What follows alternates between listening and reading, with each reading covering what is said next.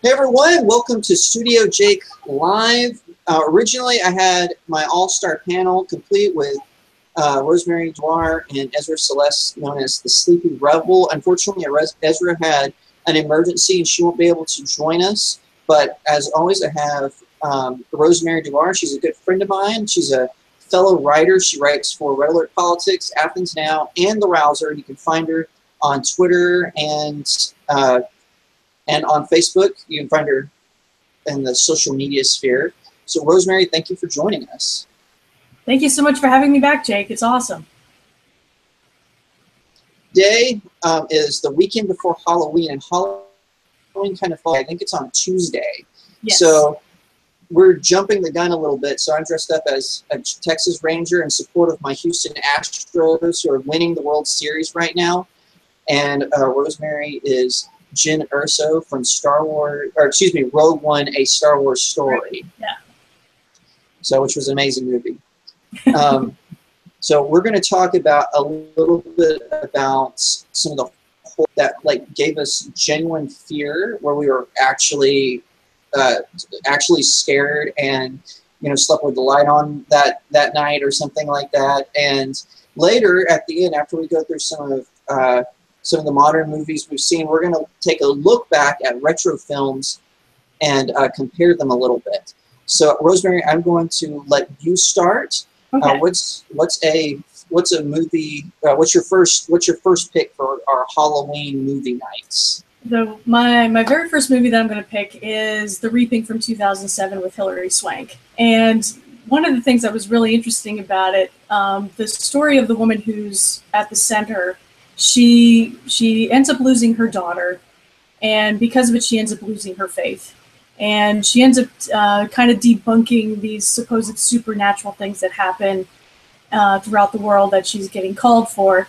And she ends up getting this call about this town that they keep seeing like this odd girl-like figure around town, and she ends up sticking around.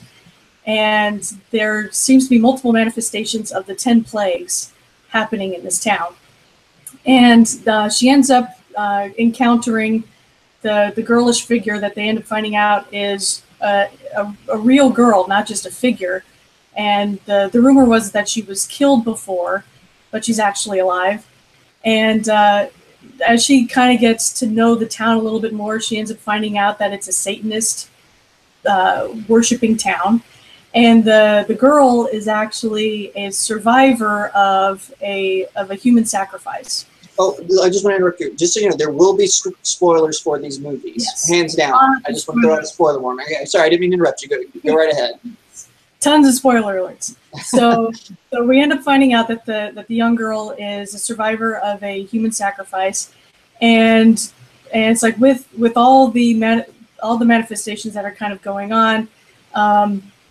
The very last plague that we know is that the firstborn dies, and we find out that the girl that they find is a secondborn, and basically all the secondborns are sacrificed in this town. So when the plagues are done, everybody dies, but the missionary and this chick. So yeah, that it's genuinely creepy. There's a lot of good buildup, and there's all the questions really do not get answered. All the loose ends don't get tied up till the end, and you just kind of, it's like you always. So once I was done watching the movie, I'm like, okay, watching things from the corner of my eye move, and like, okay, that was kind of biblically interesting, and the way they tied the whole story together was really good, but kind of kept me creepy for a good 2 days or so. So what about it made you scared? Like when you were watching it, what made you go, oh my gosh, I'm freaking out about this? There was a lot of, it's like because of this other supernatural stuff that was happening, it's like, well, for someone who's not like biblically inept to what's kind of going on, you're expecting a lot more things to kind of come up. For the creepy part for me is some of the other characters you kind of feel like they're breathing down her neck. You don't know if they're going to kind of come out of nowhere, and you don't know whether or not some of these manifestations are going to affect the main character or not. So, but you keep seeing it affect everyone else. So it's like kind of seeing those manifestations just kind of creep out in their own way. That was good and creepy for sure. I haven't seen that, but after hearing, I've actually heard, you're not the first person who's talked about The Reaping. It seems like a genuinely scary plot. And I remembered, before we went on, folks, I was telling Rosemary I had 4 films, but I couldn't remember the 4th one. I do remember it. It's a movie, I'm going to go right into it. It's called House. Now, House is an adaptation of a book written by Ted Dekker and Frank Peretti. And I know people rag on Christian fiction all the time, but Frank Peretti and Ted Dekker, they're actually really good authors. Yeah. And Frank Peretti was my absolute favorite. Yeah. Oh yeah, yeah. I'm mad that he's retired. I've got his last book, which was amazing. Adapted House into a movie with Mads Mikkelsen. Not Mads Mikkelsen. That's the guy from Hannibal. I can't. It's Mads something. I can't remember his name. If I think of it, it'll come to me. But off the top, the trailers really didn't do it justice, because the trailers made it look like a typical Christian Z movie. The movie was actually genuinely scary, and it's got some really creepy moments. And the only thing I didn't like about it was they took kind of the spiritual message out of the movie. So instead of becoming like a Dekker Peretti suspense where there's like kind of a moral value at the end, that was absent from the film. And so it was just kind of a generic horror movie. But outside of that, it was some really genuinely scary moments. For those of you who don't know the plot, it's about these 2 couples, one married, one unmarried, and their cars break down because of spikes in the road. And they call the sheriff, but the sheriff can't get to them in time because they're way out in rural Georgia, I believe. And so they stop at this bed and breakfast that's owned by these creepy people who have like this super creepy son who makes this disgusting pudding. And so as the story goes, they decide that they want to escape, or they want to leave the house, but then the house gets surrounded by by this demonic figure called Barsidius White. And he basically says, if you leave the house, I kill everyone. And unless you kill but if you kill one person, I'll let the rest of everyone live. And so then like this cat and mouse game. First the couples, they're like, okay, we're going to sit together. Maybe we should kill one of the owners because they're super creepy and their son is a psychopath. But then weird things start happening in the house. Like they they go down into the basement, and the basement is the size of the house, and they get lost in it.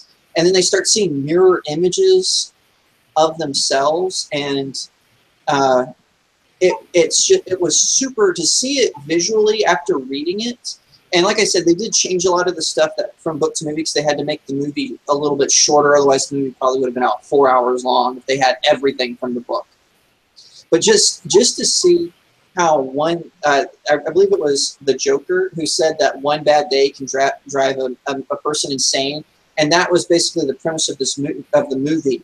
It was about how these 4 innocent people are starting to break down mentally, and they all start turning on one. At first it's couple to couple. At first the couples turn on each other, but then individually they start turning on each other under pressure from this Barsidius White. And he puts traps all in the house. And again, spoiler alert, but you find out that the owners of the bed and breakfast, they actually are in cahoots with Barsidius White, and they've been helping him do his killings. And another major spoiler, once it gets to the end, now again, the book and the movie are different, so I'm not spoiling the book. You should definitely read the book, but I am spoiling the movie. It ends up that the couple who are unmarried, they turn on each other and kill each other. And so that basically unlocks, or that saves the married couple, and they end up, and then it turns out the house is demon possessed, and that the demons are the owners and their psychopathic son and the sheriff, who is Barsidius White. And so they go through this whole thing, and at the end they actually call the real police. So the police show up, and the police are investigating, but it's like time has stopped, and it makes it look like when they come out of the house, they're at the original crash scene where their cars crashed, and then they look up and they see the sheriff and the bread and breakfast owners as they're leaving, and then the sheriff kind of laughs. So it's like it starts over. So that couple just happened to survive the game, and so they have to, and so then there'll be another couple. And what freaked me out was this idea that someone can just lose it after having years of being mentally stable and just enough pressure, which of course you're being haunted by a serial killer who's actually a demon. I guess that would be enough to drive anyone mad. But yeah, exactly. So it was a little, again, without the spiritual part that was in the book, without the spiritual morality of it, it was just kind of more of a generic horror film. But it was really freaky to see these four people, totally innocent people. There's nothing wrong with these couples whatsoever. They're nice, they're friendly, whatever. But just to see them go from at first becoming teams to hurt each other, and then eventually, like, the couples break down almost completely. Mm-hmm. And just seeing that side of it, that's what scares me. It's just why, because the movie does a good job. Like, it's not like a Speed thing. Like, oh, all of a sudden they're all psychopaths. The movie did a good job of showing you the progression of how they turned into, and how they started to turn on each other. So, right. Rosemary, have you seen it by any chance? I have not seen that version, no. Okay. But did you read the book? I have not read the book, but definitely should. Yeah, it's like now I'm gonna have to. But one of the things that I really enjoyed about Frank Peretti is his ability to kind of, it's like, even though there was a spiritual aspect to his writing, it was so well done that you almost partially forget it. And he was like the first real horror stuff that I started reading back in high school. So it's like that. It's really cool to kind of see some of his stuff take adaptation. And I know a lot of, a handful of his books became other movies too. But yeah, that sounds like a really good movie to reach out and try and watch sometime. Right, and again, it's no Stanley Kubrick horror film or M. Night Shyamalan. Right. School, M. Night Shyamalan, I should say. But it's still, if you're just looking for something that's a little spine-tingling and will genuinely make you wonder if your friend is going to kill you, that's definitely a movie to check out. You have another one on your list? It's like another one that genuinely creeped me out was The Conjuring 2, that had Patrick Wilson and Vera how do you say her last name? Farima, or something like that.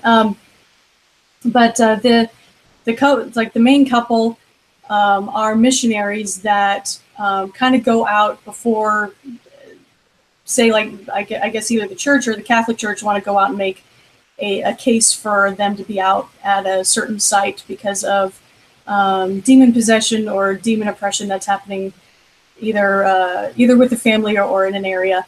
And so this missionary couple ends up getting word from a family in England that's dealing with some manifestations where the middle daughter is being possessed, and so it's like they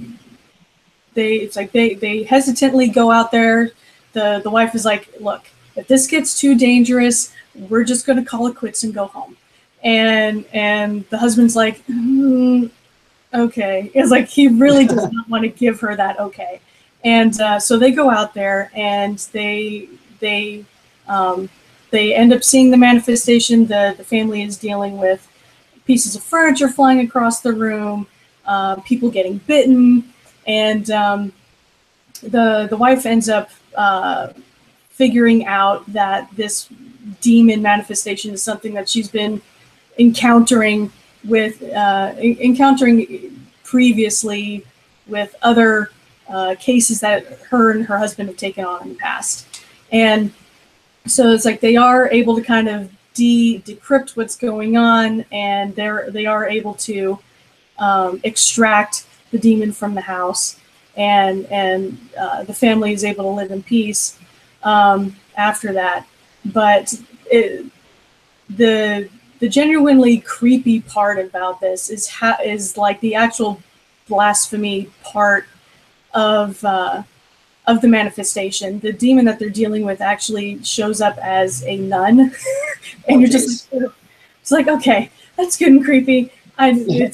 That's quite awful, and you're dealing with the biggest part of the tension is that the wife has this premonition of her husband dying, and she's like, she sees how graphic it is, and towards the end of the movie, you're like, this could happen. This guy could die, and it's like towards the end, he doesn't die. Spoiler alert, and still there's.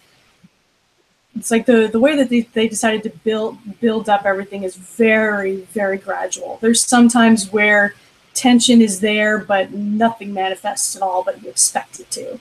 And I was like, good writing, guys. Congratulations.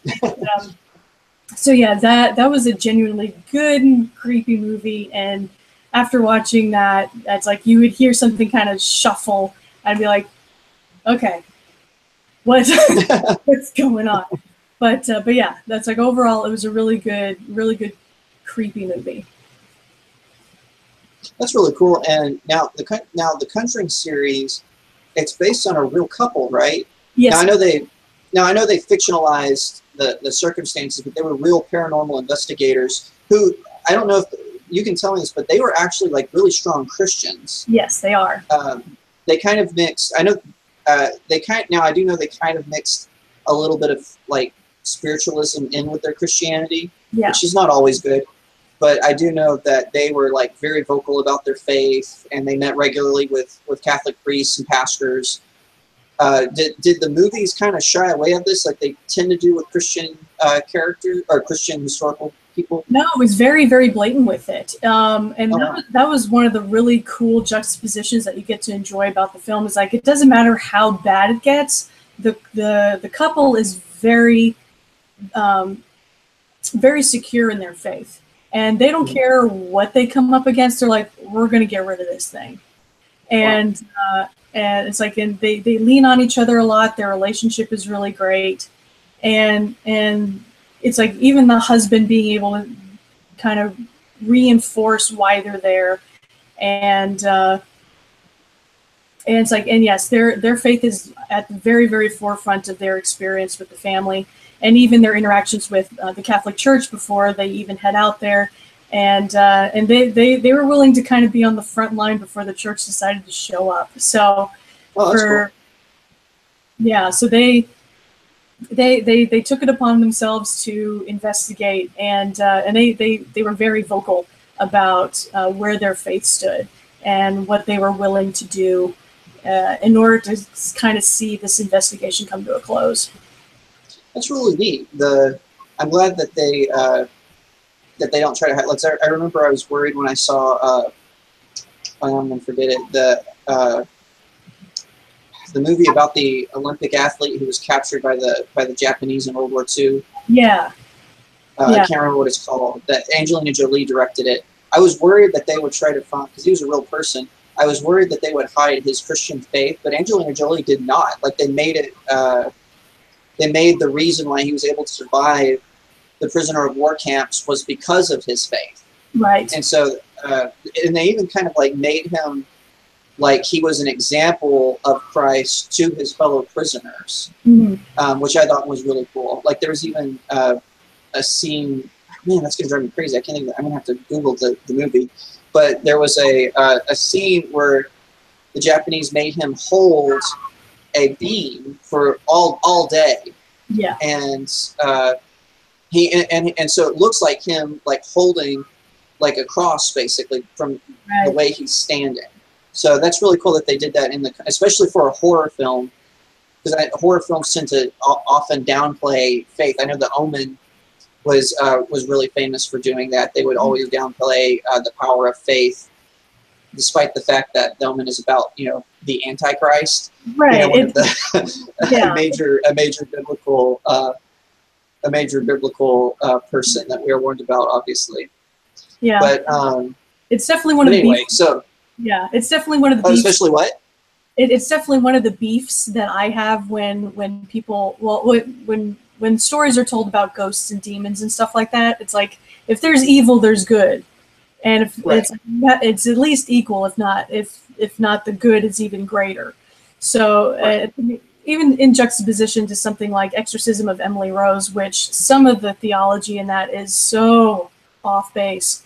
It's like, especially towards the end, I'm like, there is no way that is theologically possible. But it's like when you have stuff like The Reaping and like The Conjuring, the theological basis is a lot more sound, and I think the story was told better with these two films. Right, and the movie is Unbroken, about Louis Yes. Zamperini. That's the one I could not remember. But anyway, that's not a horror movie. That's a World War II movie, and I highly recommend you see that one as well. So I'm going to move on to Death Note, which is an adaptation of the anime by the same name. Now I saw the movie first, and then I watched the anime, all 37 episodes, and I definitely see why the fans of the movie were disappointed, because which it often is in these cases, the anime was way better. So basically, the plot of the movie is, and I'll do again, spoilers if you haven't seen it, it's on Netflix. The plot of the movie is this guy named Light. He's given this notebook called the Death Note by a Shinigami, which in Japanese mythology is basically a Grim Reaper. They're death gods, essentially. So, and his name is Ryuk. Now, I had a few problems with the movie as a movie, because the movie had, like all movies have some sort of undercurrent message that they're trying to send, right? Whether it's about, you know, horror movies typically about fear. And I felt like this movie had like a ton of mixed messages. But one thing that was genuinely scary about it was always the presence of Ryuk. So as soon as Light gets this notebook, Ryuk is always a haunted presence in his life. Mm-hmm. So he's and now one thing they changed in anime is, in the anime, anyone who touches the Death Note can see Ryuk.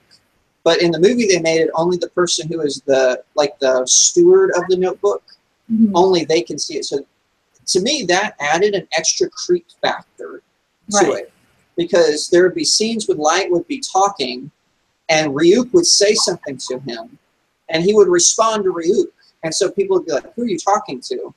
And I appreciate it, and so like, even like, because there were some really like unnecessarily gory scenes that added, like, sometimes gore I know adds to the story. To me, the gore is unnecessary, but the truly terrifying part is literally Light sells his soul to use this Death Note. And so everywhere he goes, Ryuk's presence is there. This evil Shinigami presence is always in him. And I appreciate it, because anyone who watches anime, they tend to do this thing where demons and devils can be kind of fun. Like, even if they're like super evil, like they're, in a lot of them, demons and even the devil are heroes in anime. They love to stir the pot a little bit. But one thing I appreciated about, and this was true of the anime, was Ryuk was not Light's friend. Mm-hmm. Ryuk was always there to manipulate, and basically just there to laugh at him. And that in itself is, to me, is a little bit biblical, especially if you read the Screw Tape Letters by C.S. Lewis. Right. And so this is probably, I think this is the only kind of spiritual one that I have on my list. But just the constant haunting presence of Ryuk in the movie is truly terrifying. And there's a scene where Light confronts Ryuk about his constant presence. And Light threatens to write his name in the Death Note.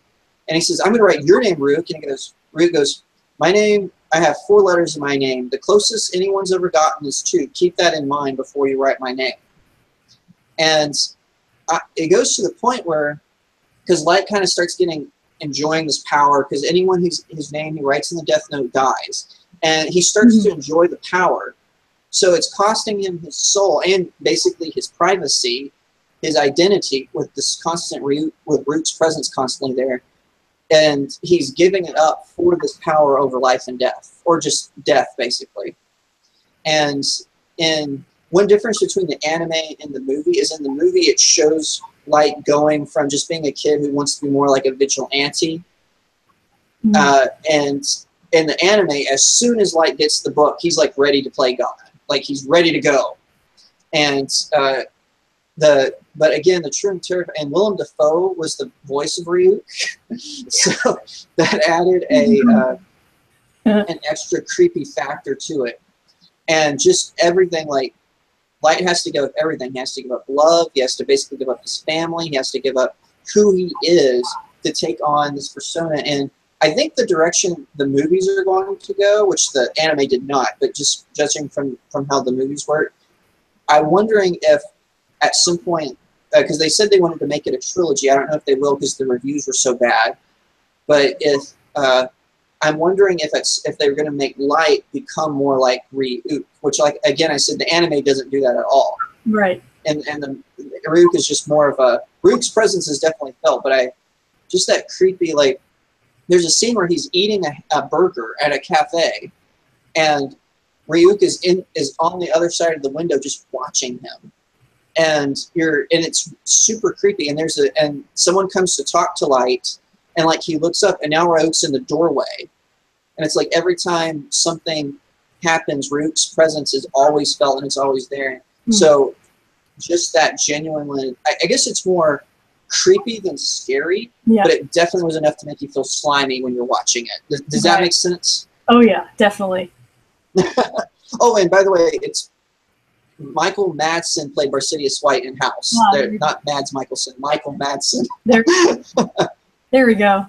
But anyway, yeah. So definitely, and I wrote a review about it on my blog, so you can read my full thoughts there. But just as far as horror goes and Halloween, definitely that creep factor is what makes your skin crawl. Oh, yeah, it's like that looming feeling. It's like you always know it's there, but eventually it shows up and then kind of goes away, but it's still there. Yeah, that could keep me good and creepy for a while, definitely. You know, just to juxtapose, I know some people are rolling their eyes, but even in Dragon Ball Z, which I love, that one of the sagas, the King of the Demons is one of the bad guys, and when I think it's Vegeta who actually kills him. But it's like he dies and he goes to heaven. Yeah. So a spirit dies and then he still goes. It's like, just to put it into perspective, this is anime. So when I say, you know, they make demons look, oh, fun and friendly, even an evil demon dies and goes to heaven because at the last second he tries to redeem himself or whatever. Right. But so just to put it in perspective, yeah, that's even Dragon. Obviously, you know, I have a Super Saiyan Blue Vegeta right behind me. Nice. But that's always a problem I've had with anime, is they want to make like, oh, demons, they're just fun little guys who happen to live in hell. You know, but that's not how it works. Right. As we know. Yeah. So, what's another one on your list? What do you have for us? Another one is The Devil's Advocate from 1997. This is the one with Keanu Reeves, Al Pacino, and Charlize Theron. And it's not a generally scary movie, but it's definitely creepy. You're seeing Keanu Reeves, who's this really talented lawyer, gets this chance to go to, I believe it's New York, where gets to work with one of the biggest law firms in the country, and he gets to live in this crazy beautiful house. He's able to bring his wife. He's able to make more money, and he's kind of becoming a semi-celebrity within his field. And the running theme throughout the movie is that vanity is the devil's favorite sin. And Keanu Reeves ends up finding out why he's never met his father, why he's an only child. His mother reveals to him, spoiler alert, that the man that he's chosen to work for, which is Al Pacino, is actually his father. Oh, wow. And not only is Al Pacino his father, Al Pacino's also the devil. So through all this, it's this big huge plot to get Keanu Reeves character and another one of his spawn to come together and create the Antichrist. So there's this very long diatribe that happens between Keanu Reeves and Al Pacino about why the law, why choose lawyers, and Al Pacino, just the devil, just very blatantly says it puts us everywhere. It puts us in movies. It puts us in civics. It puts us in politics. It puts us everywhere. Law is everything. And it's like, from a spiritual perspective, it's like, well, when you twist it, yes, that's exactly what happens. But you do, it's like the Keanu Reeves character ends up losing his wife. The wife ends up having this big, huge psychotic break. He has to commit her to an asylum and care house. And a handful of other people that work for Al Pacino's character has to kind of watch over her, take care of her, but continue to torment her while she's just kind of losing it. And it gets to the point where she ends up taking her life because she can't take it anymore. And during the diatribe that's going on between them, Keanu Reeves has this idea that he's going to kill the devil. He takes a handgun with him, and so that always works. Yeah.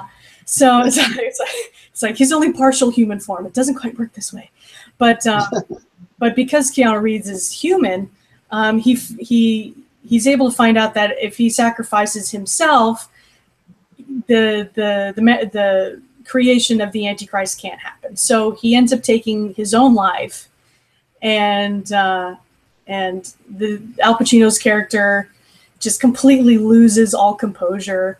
And you end up seeing him being thrown back into the lake of fire, and you end up seeing Keanu Reeves' character kind of like rewind everything back to where right before he makes the decision to move to New York, and it's like, and you see him kind of have this new air about kind of keeping his own pride in check.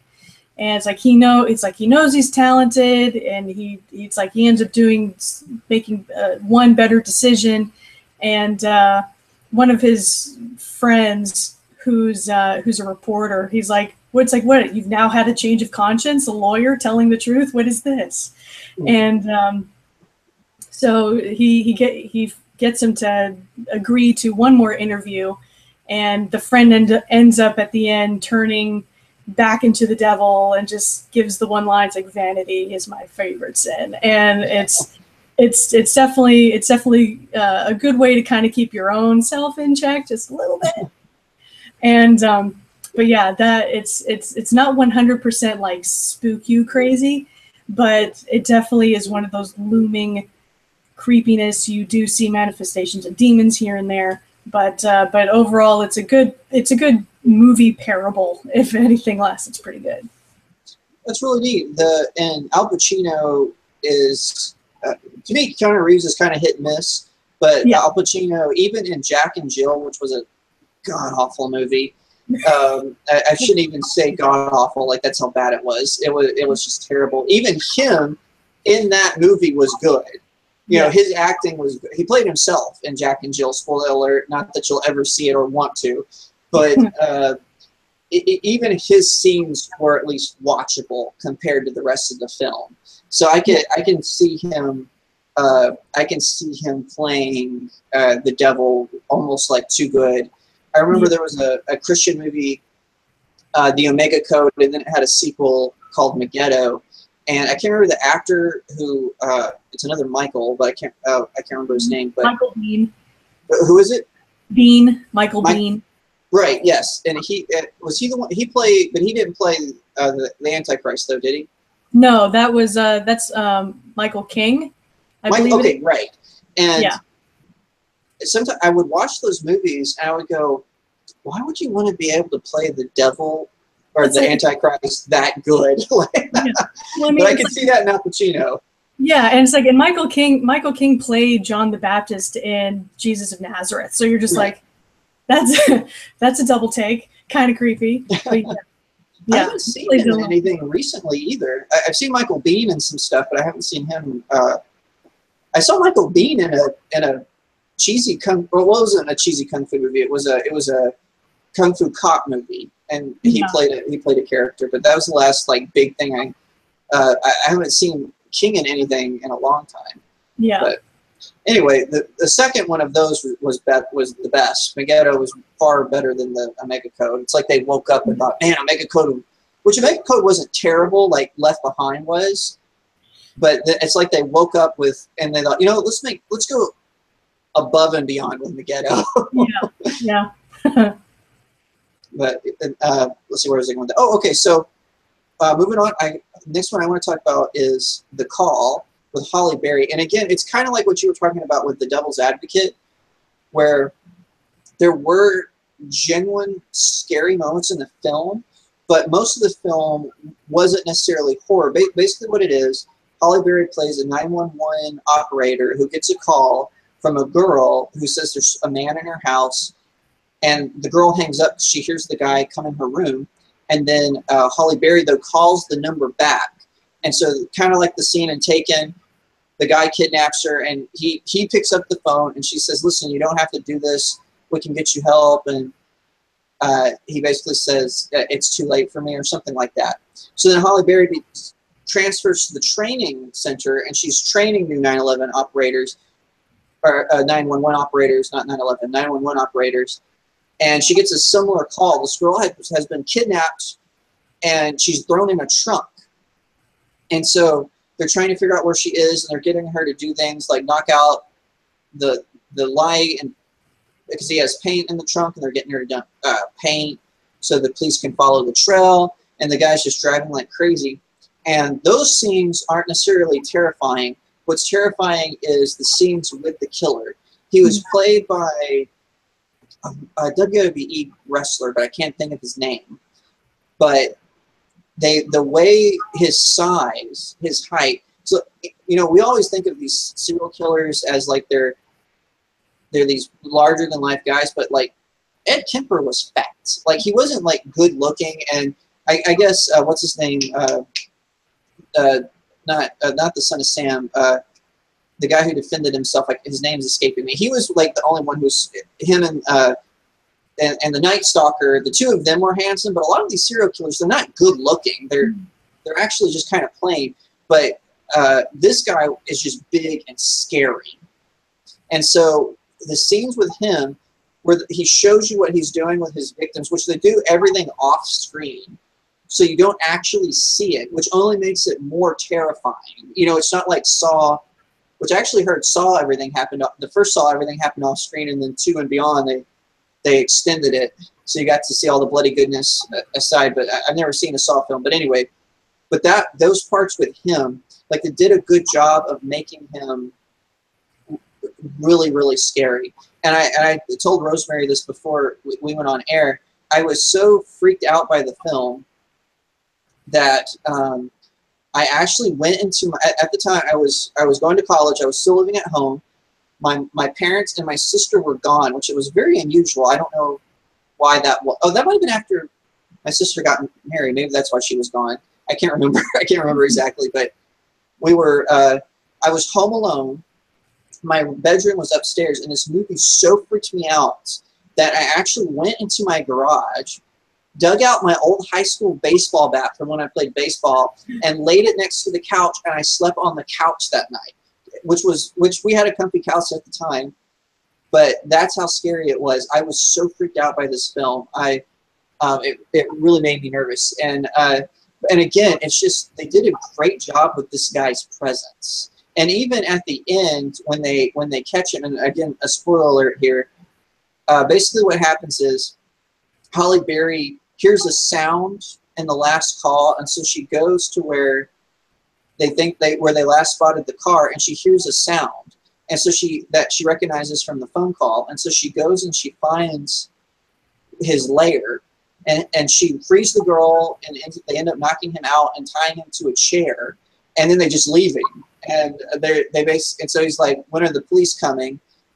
And the girl says, here's what happened.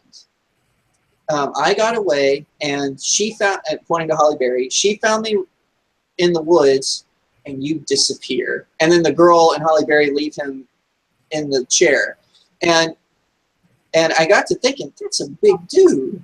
Like, you know, it's like, you know, to me, it leaves it wide open for a revenge sequel. And to my knowledge, there's no plans to make one. This was back in the 2010s, or the early 2010s.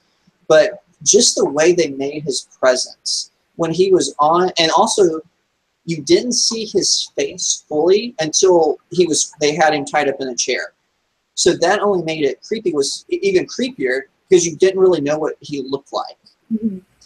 And that, and I was kind of in the mood that night. I had seen everything in Redbox, so I was kind of just in the mood for something new, and so I checked out this movie. And it genuinely, I think that's one of the reasons it scared me so much, was that genuine, you had no idea what he looked like. He could be anyone, other than the fact that he was real tall and real big, but you couldn't see his face. I know lots of guys who are real big and real tall. I work with Paul Block. You know, he's a big tall. You met him. He's a big, he's a brilliant writer. I was like that. Tall, like, if that dude, like if Paul Bois like dressed up as the Jolly Green Giant, you couldn't tell the difference. He is a tall, stocky dude. Don't mess with that guy. Yeah, exactly. And the fear of the unknown. And I didn't know Paul at the time. I need to make that clear. I didn't know. I only met Paul in February, so just to make that very clear. But anyway, fantastic. I won't say it was a great film. Again, it wasn't a classic M. Night Shyamalan film, but just that fear of the unknown, looked like what he could be, and the stuff he was doing to the girls. Like I said, it all happened off camera. Right. So you didn't see it, which only made it, to me, that makes it more terrifying. Yeah. You know, what begin to expect more, but you know. Yeah. Yeah, you end up having to use your own imagination about how bad it could possibly be. So yeah, right. Allowing your own mind to wander makes it creepy. Definitely. Exactly. So, all right. So last film, what do you got for us? Well, since you brought up M. Night Shyamalan, I picked the movie Split with James McAvoy. And he's back. Yeah, he's back. Finally. Shyamalan's back. M. Night Shyamalan is back. And he did a really excellent job with this film. Usually like stuff like The Village is just kind of like, there's usually some type of weird split in that's not answered. But this one does a really good job of kind of consolidating everything and telling a story all the way through, and still kind of leaves it open to, if they wanted to do a sequel, they could. Mm-hmm.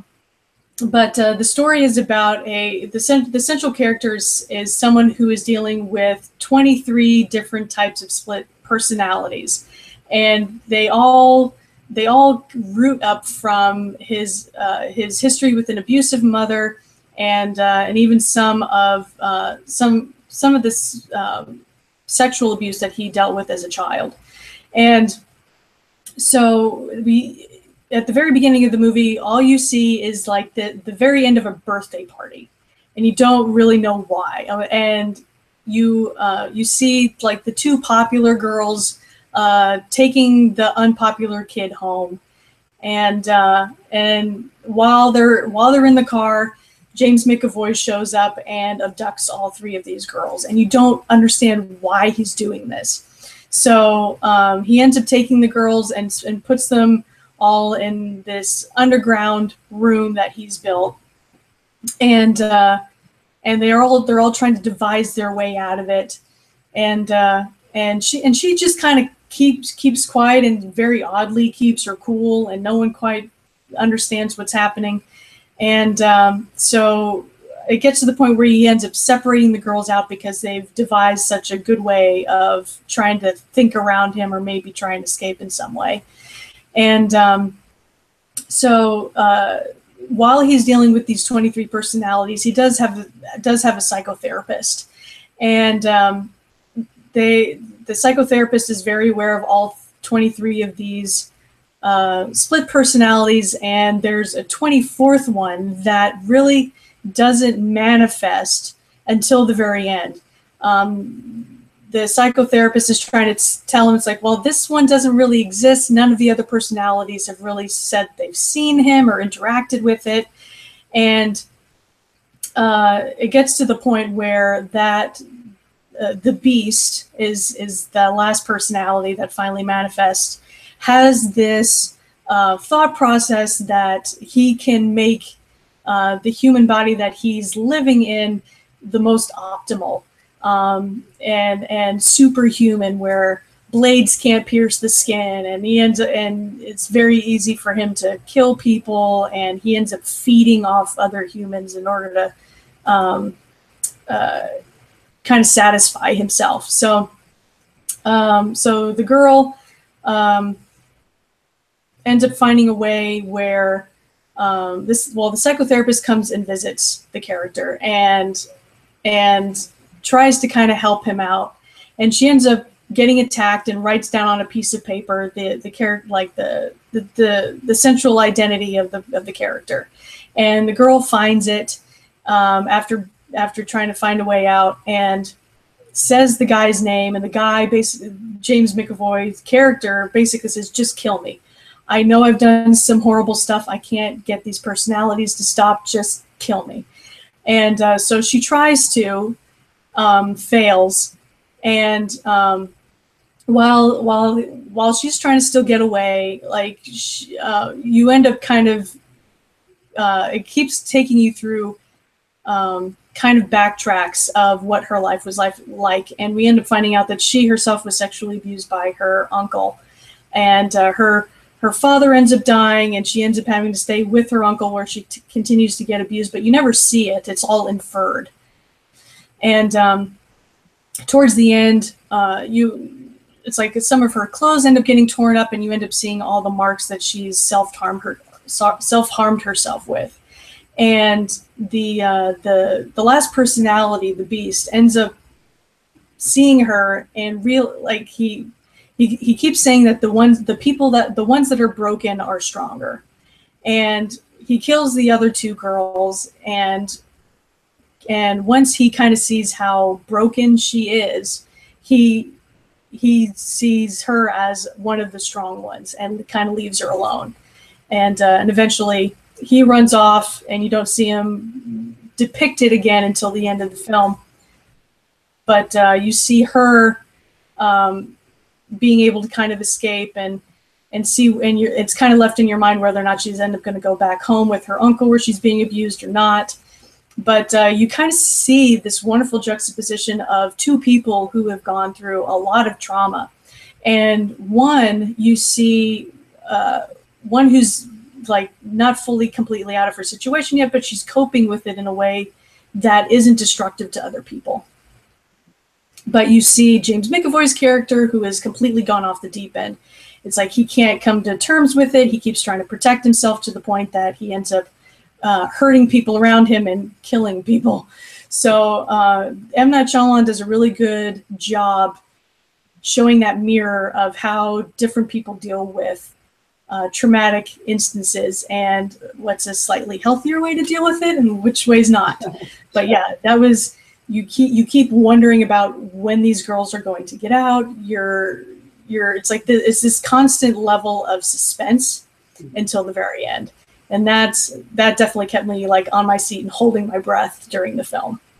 I've seen Split, and I agree with your assessment. It's exactly what you're saying. Yeah. And one thing like I said, Shyamalan is back. He had a period where he was making some stinkers. The Last Airbender, which was really disappointing because that show was so good. I was looking forward to it so bad. And Lady in the Water, which I don't even, to this day, I can't even figure it out. And then he did like a generic horror film that I heard was environmental, was preaching environmentalism, and everyone hated it. Even global warming people hated it. So I was happy to see that his back was split. It was a really fantastic movie. Now, Yeah. here's one that's kind of controversial in the sense that it's based on a book by Stephen King, and Stephen King hated this movie. To this day, I think he actually it's The Shining, and Stanley Kubrick wrote this or helped write the screenplay, I think, and directed it. And he was mad at how Kubrick changed the story, and he ragged on it for years. And so he actually bought back the rights and made another movie, which no one liked.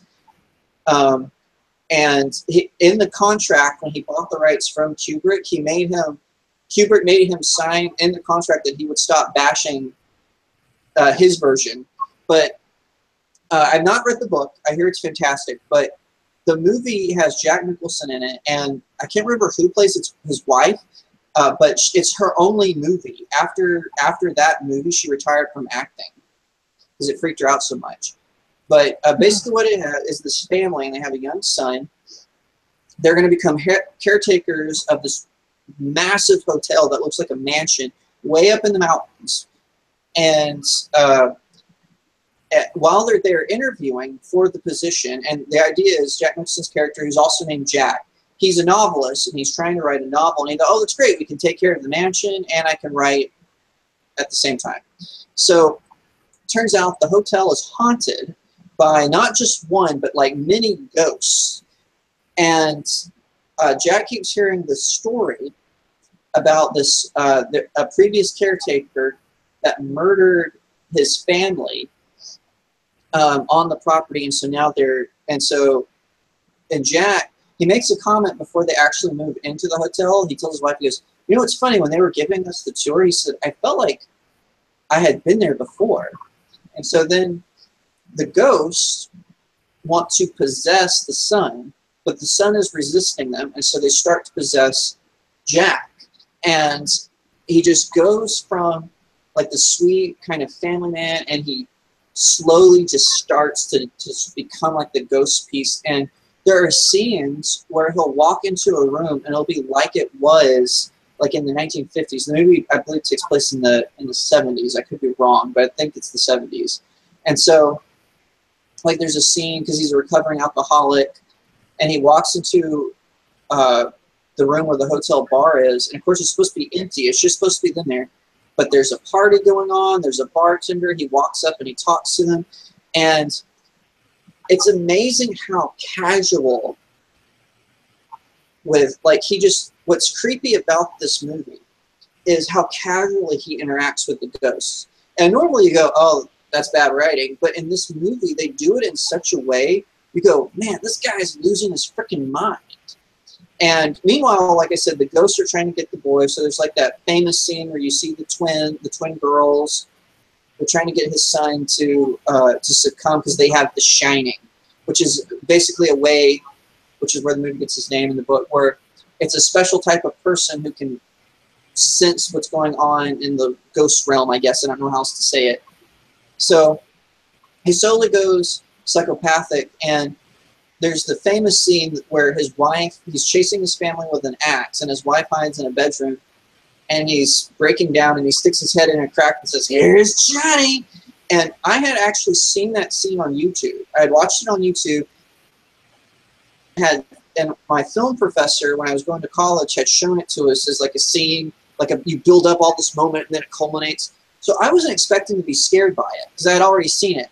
But as soon as he went, here's Johnny, I jumped out of my skin. And I knew it was coming. I knew it was the scene. I jumped in my seat. And it's just, and so, of course, she escapes. Now, again, spoilers, out the window, and he's going crazy. And she locks him in a freezer, and the ghosts in the hotel unlock him. And so he, of course, is going crazy again. He's chasing his family, and they manage to escape. Next to the hotel, there's this maze that they've built, and the son manages to trick Jack into getting lost into this maze, so he ends up freezing to death. And there's this scene. How the movie ends is there's this photograph of all of the hotel staff that you see at the beginning of the movie, and the movie ends where the camera zooms in and Jack's face is in the photograph. Yeah. And it's that, and so it ends, we're even more creeped out because it's like he became part, because he was not in the picture in the beginning of the movie, but now all of a sudden he is, and it's like the hotel added him to the family of ghosts. And it's truly horrifying. And they said the reason Stephen King didn't like it was the dad resisted the ghosts, and when he realized he couldn't fight them, he took a knife and like cut himself so his family couldn't recognize him. And so Stephen King was mad because to speed things up, they make it where he just gives into the ghosts, or because he doesn't really know what's going on. And so, again, I haven't read the book, but and also I think in the book the hotel gets destroyed, but in the movie it's still there to continue to haunt people. So but just the way Stanley Kubrick, have you seen it by any chance? Yeah, I saw. It's been a while since I've seen The Shining, and it is generally one of those movies that it's like it'll creep you out while you're watching it, and then afterward, like kind of rereeling it through your brain, you're like, oh, that was creepy. Ugh. Well, yeah, and again, even knowing, I mean, this is good filmmaking when you know a scene is coming, but it still scares you. I mean, that is the way Stanley Kubrick. I'm so sad he's dead. He was truly one of the great directors when he wasn't being a freak making films like Eyes Wide Shut. When he actually put his mind to something, it was a good movie. But yeah, The Shining is like, again, like you had said, it's like it builds up suspense really, really well. And it's like, and you know stuff is going to come, but you don't exactly know how unless you've read the book. Well, you want to know? Oh, go ahead. Oh yeah, but yeah, it's like the manifestations of the creeper factor still kind of jars, should easily jar anybody. But yeah, it's a good classic film for creepy, definitely.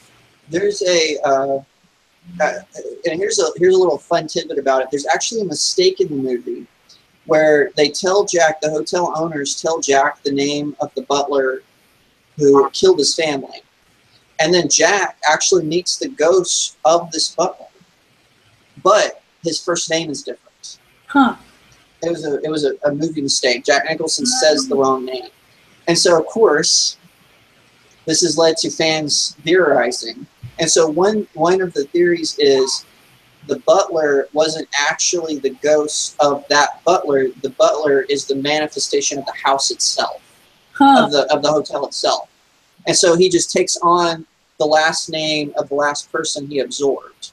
That's interesting. So, yeah, I know that. I thought that was and then the second theory is the butler is actually the ghost of the son that was killed. Okay. And as opposed to the father. And so, but that doesn't really make sense because when Jack's talking to him, he makes a reference to him killing his family. But I think honestly, it was just a mistake that got through post-production by accident. It's real quick. It's like the scene when Jack says his name is really quick. You don't even notice it the first time you watch it. So yeah. But anyway, now it's time for our speed round, and then this will be the last section. We're going to talk about black and white movies that we watched that really terrified our parents and our grandparents. We're going to be talking about Dracula with Bela Lugosi, Frankenstein with what's his name? Basil Karloff, right? I can't remember. I know his last name was Karloff, but anyway. And The Mummy also with Karloff. I remember his first name was Karloff. I can't remember his first name. I keep wanting to call him Basil, but I don't think that's right. Anyway, and Creature of the Black Lagoon and A Werewolf in London. All these famous black and white films. And my wife and I, one time we did a run through of black and white films. We were just curious, the ones that came out in the 30s and the 40s. And there's a Jekyll and Hyde, I believe. That one's actually pretty good. Yeah, it is. But whenever we watch them, they're interesting. And we watched Frankenstein with Karloff, and the creature, Frankenstein's monster, he didn't really look that scary. Yeah. But in the 40s, when they made that movie, he would actually cause women to scream when they would put him in makeup. And it was so bad. This is someone at Universal Studios told me this. So reliable source. It was so bad that they had to put a mask over his makeup because women would scream at him when he would walk from makeup to the studio. Wow, that's crazy. So I think that's because, like you and I were talking about, for us, what's scary for us is, you know, the psychological side of it, right, and the spiritual side of it. That terrifies. The not knowing is what scares us, right? And it seemed like before it was the knowing that scared people, right? So you knew that was it Tut? I think King Tut was the mummy, and the one with Karloff. Yes. Knew who he was, knew what he was capable of, and they didn't have the only special effects is him turning from old to young. Even very good, but you just and he's trying to unlock his abilities. Besides unlock his abilities in that one. Right. I've not seen a Werewolf in London, but I have seen Frankenstein. I saw Jekyll and Hyde. I saw The Mummy and Creature of the Black Lagoon. I saw Dracula. To me, Dracula was the scariest. If I was to be objective here, Bela Lugosi as Dracula, even for a black and white film, that performance was pretty amazing. Yeah, it's like for me, definitely not Werewolf in London, but the Werewolf was definitely one of the ones that creeped me out. Dr. Jekyll and Mr. Hyde is a classic for me, and the cinematography even then was quite tricky, and was really well done. But it's if I had to recommend one, I would definitely say go check out Dr. Jekyll and Mr. Hyde, because that is a fantastic film. Go ahead. So one film that's not necessarily considered a horror, but was a black and white film that was suspense was the Picture of Dorian Gray. Oh, I've not seen that one. It's really, really well done. The woman who's the love interest is the same woman who's I'm trying to remember. She also plays the wife in It's a Wonderful Life. And yeah, so it's like you see you do end up coming to see the portrait that's done in all of its gore and all of the nastiness that he's been able to live through.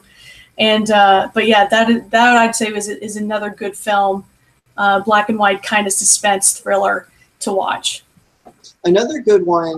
Now this one they mixed in some comedy, and I think it was to alleviate some of what was going on. But is The Invisible Man, and I actually watched because I read the book The Invisible Man. It's a fantastic book, and I actually watched this film. Now it's nothing like the book, but other than the time period and the guy turns invisible. But I watched a documentary on how they made him, how they did all the stunts. Because, then there was no CGI. There was they couldn't even do like overshots, which became popular like in the 60s and 70s, where they would put one scene on top of another. They couldn't even do that back then. And so they literally just, for all of the Invisible Man scene, they had him standing off camera, but he was still on the set. And they used puppetry, basically, for all the movements of the stuff for these invisible stuff going. Now, in my humble opinion, it was actually even better than Hollow Man, which was a kind of like a modern remake of the Invisible Man. Yeah. But the way they did that, now, again, the comic relief scenes are more hokey because it's that 40s humor that I don't know why that anyone ever thought that was funny, but kind of that 40s cheesy humor. But outside of that, like it was really cool. Like there's a scene where he's supposed to be picking up stuff, and they you don't see any string. Like it's an old black and white movie, so you're expecting to see the strings and stuff, but you don't. And there's a scene where he walks through a gate, and and he says a line as he's doing it, and you feel like he's actually there in the part. So again, I think it's just that switch where today we don't want to know what is scary, but back then they wanted to know. Oh yeah, because for us, the knowing films, like I saw a remake of the Werewolf with Hugo Weaving. Man, that was and so you knew everything. They tried to put like a little twist at the end, you know, for I guess sobriety reasons, but you're just watching it. And it's just a big gore fest because you already know everything. You know, this guy got bit by a werewolf. You know, his dad for some reason wants him to be a werewolf. And what's his name? The guy who played Hannibal Lecter in all those movies. And he's Odin and Thor. I can't. Really famous actor. Man, I'm gonna have so many negative comments about that. I can't think of his name. But he plays the father of the guy who's the Wolfman. Right. So you know, it's just all this crazy. And so when you go from back then, like when you knew this guy in those old movies, you knew this guy was a werewolf. And I honestly think that's why, like Dracula Untold and The Mummy with Tom Cruise, I actually think that's why they failed. Is because our generation, we don't want to know. That's what's scary. We want to know at the end, but we don't want to know while it's happening. Yeah. And I think that was really because the series with Brendan Fraser of The Mummies, you knew, but they made it into an action movie. Right. And so that made it different. As opposed to a horror, just a generic horror film, they made it an action flick. So it's really interesting watching like how, because you know before in the 70s and 80s, between the 40s and the 2010s, and the 90s, you know, it became shock. So the 70s and the 80s, it was all about shock. How can we shock you? So that, you know, more blood, more. And even though it looks fake, you're still kind of grossed out by it, but you're not really scared by it. Yeah. You know, and with the exception of some films like The Shining. So anyway, Rosemary, thank you so much for coming on. We went a little over, and I apologize, but I had such a good time talking. Absolutely. Where can people, as I know you've said this twice, actually maybe 3 times before, where can people find you? You can find me on Instagram, Twitter, and Facebook, all under RLYNND1. And it's been a pleasure being here with you, Jake. It's always a fun time. Absolutely. And of course, be sure to like and subscribe here on YouTube for more on StudioJake. And of course, you can find me on Twitter at RealJacobAiry, Instagram real.jacob.airy. So we'll see you next Saturday after Halloween, which hopefully the Astros will have won the World Series by then. See you next time. Have a fantastic